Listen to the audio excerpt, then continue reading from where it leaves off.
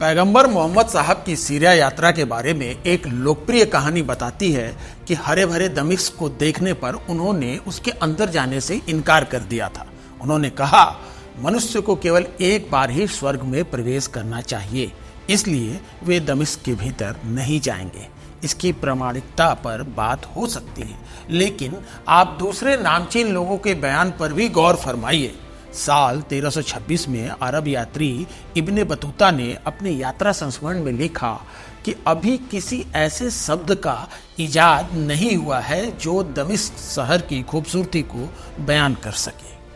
अब घड़ी की सुइयों को जरा तेजी से घुमाइए।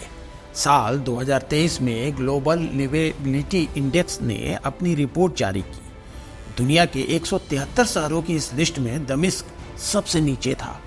रिपोर्ट में सीरिया की इस राजधानी को रहने के लिए दुनिया का सबसे खराब शहर बताया गया। ये वही शहर है जहां इन दिनों इजराइल लगातार बमबारी कर रहा है। 2 दिन पहले इजराइल ने यहां बमबारी करके हिजबुल्लाह के पूर्व चीफ नसरल्लाह के दामाद की हत्या कर दी। सवाल यह है कि दुनिया के इस प्राचीनतम जिंदा शहर की ये हालत क्यों हुई? कैसे ये अहम शहर एक बार नहीं 10 बार पूरी तरह उजड़ने के बाद भी आबाद बना रहा?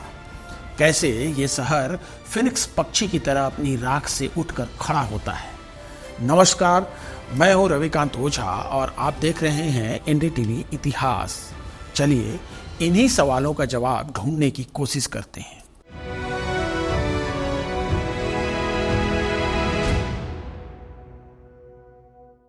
बात शुरू से शुरू करते हैं। आप दुनिया के इतिहास का कोई भी पन्ना पलटिए तो वो दमिश्क के जिक्र के बिना पूरा नहीं होगा। ये बात हम यूं ही नहीं कह रहे हैं। देखा जाए तो दमिश्क दुनिया के लिखित इतिहास से भी पुराना है। आप फारसी सल्तनत की बात करिए, सिकंदर महान की बात करिए, रोमन और बाइजेंटियाइन शासन की बात करिए, इस्लामी सल्तनत के दौर में जाइए या क्रूसेडर्स युद्ध, मंगोलों के शासन या ऑटोमन साम्राज्य के इतिहास में झांकिए, दमिश्क आपको मिल ही जाएगा। यहाँ के बाहरी इलाके जिसे टेल रामत कहा जाता है, उसकी खुदाई से ये पता चला कि ये शहर 8000 से 10,000 ईसा पूर्व के आसपास बसा था।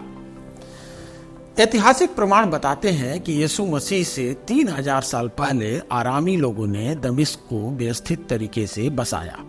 इस दौरान दमिश्क खूब फला फूला, लेकिन ईसा पूर्व 732 में इस पर पहली बार बड़ा हमला हुआ। तब असीरियाई साम्राज्य ने इस शहर को पूरी तरह से नष्ट कर दिया। ये पहली बार था जब दमिश्क ने किसी बाहर के राजा का शासन देखा। असीरियाई साम्राज्य ने यहाँ करीब 2 सदियों तक शासन किया। इसके बाद ईसा पूर्व 538 में फारस के बादशाह ने सीरिया पर आक्रमण किया। इस युद्ध में दमिश्क एक बार फिर उजड़ गया। हालांकि बाद में फारसी शासन ने पूरे शहर का पुनर्निर्माण कराया तो वो और भी चमक उठा।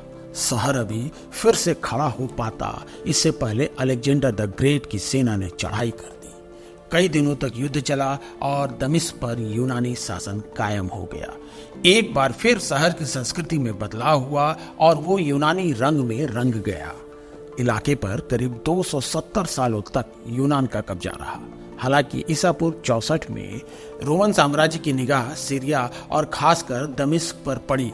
रोमनों ने सीरिया पर आक्रमण किया और जीत भी दर्ज की। इसके बाद करीब 7 सदियों तक दमिश्क रोमन साम्राज्य के अधीन ही रहा। रोमनों ने शहर के आर्थिक और सामाजिक उन्नति में पूरा योगदान दिया, जिसके निशान आज भी देखने को मिल जाते हैं।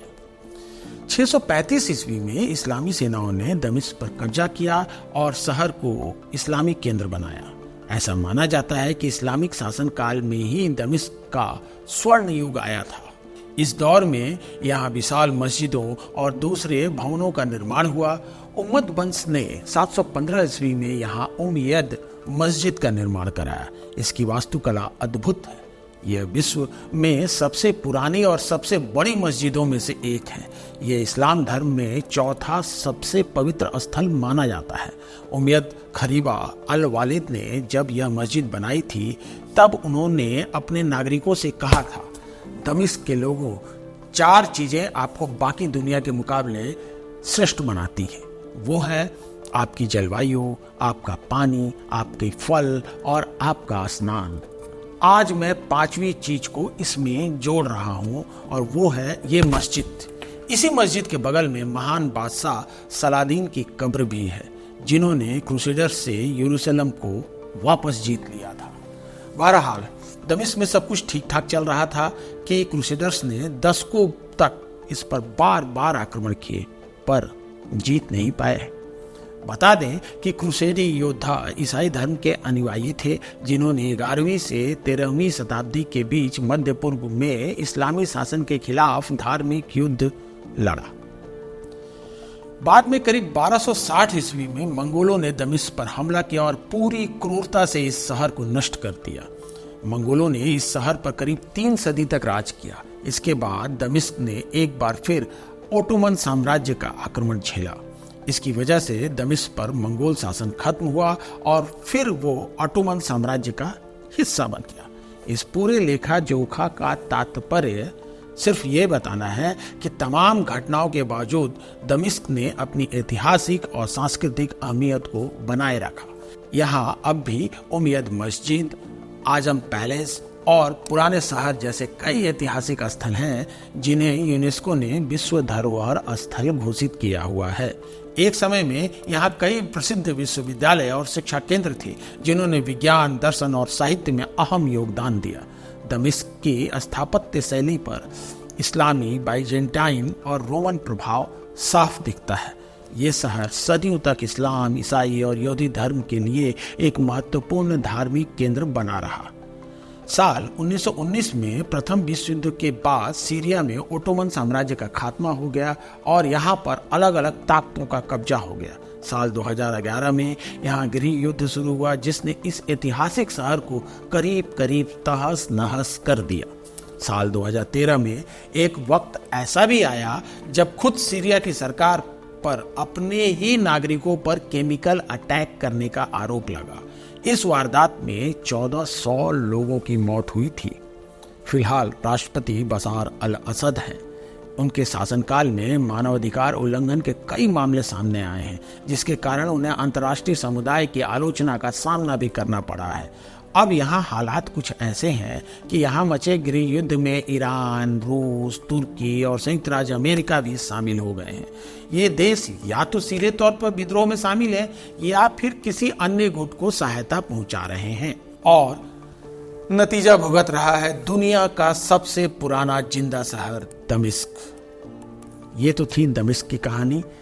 आप किसी और ऐसे पुराने शहर की कहानी जानना चाहते हैं तो हमें कमेंट बॉक्स में बताएं, हम आपको उसकी कहानी भी बताएंगे। धन्यवाद।